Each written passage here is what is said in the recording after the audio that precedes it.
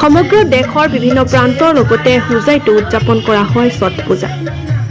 আজি দেশজুৰি উদযাপন কৰা হয় ছট পূজা।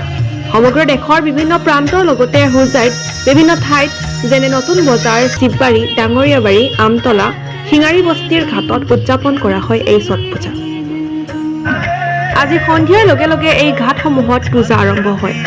কমিটিয়ে জানিব দিয়ে যে চৰকাৰে নতুন SOPৰ ওপৰত লক্ষ্য ৰাখি পূজা কৰা ঠাইত চেনিটাইজ কৰাৰ লগতে ভক্তসকলৰ বাবে মাস্ক আৰু চেনিটাইজাৰৰ ব্যৱস্থা কৰা হয়। আমাৰ পূজাৰ প্ৰস্তুতি ইতিমধ্যে সম্পূৰ্ণ হৈ গৈছে। এতিয়া আপোনালোকে দেখিব পাইছে আমাৰ যি সূৰ্য দেৱতাৰ যি মূৰ্তি ইতিমধ্যে আমাৰ ঘাটত আহি পাইছে আৰু যিমান আমাৰ ভক্তগণ আছে ঠিক 3 বজাৰ লগে লগে নতুন বজাৰ পুখুৰী পাৰত সকলো ভক্তগণ সূৰ্য দেৱতাৰ পূজা কৰা সকলো ভক্ত আহি পেলাই ইয়াত উপস্থিত হ'ব।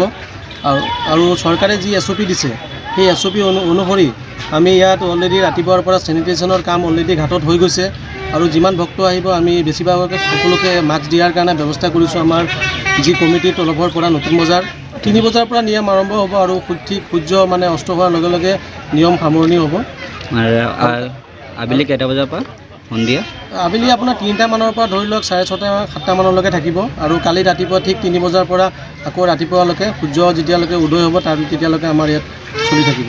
এইটো ছট পূজা বুলি কয়। এই ছট পূজালৈ আপুনি হোজাইবাসীক কি ক'ব বিচাৰিব? না, মই ছট পূজাৰ জৰিয়তে গোটেই হোজাইবাসীৰ লগতে গোটেই অসমবাসীক এই ছট পূজাৰ শুভেচ্ছা জ্ঞাপন কৰিছোঁ আৰু লগতে ছট মাৰ আশীৰ্বাদ বিচাৰিছোঁ যে যি কোভিড মহামাৰীৰ পৰা আমাৰ মানৱ জাতিৰ ওপৰত যি এটা কোভিড মহামাৰী চলি আছে এই মহামাৰী ছট মাৰ আশীৰ্বাদত দূৰ হওক আৰু আমি সকলো মানৱ জাতি এটা সুস্থময় পৰিৱেশত আমি চলিব পাৰোঁ আৰু আগন্তুক দিনত ছট মাৰ পূজা আমি আৰু ভালদৰে কৰিব পাৰিম বুলি আশা কৰিছোঁ।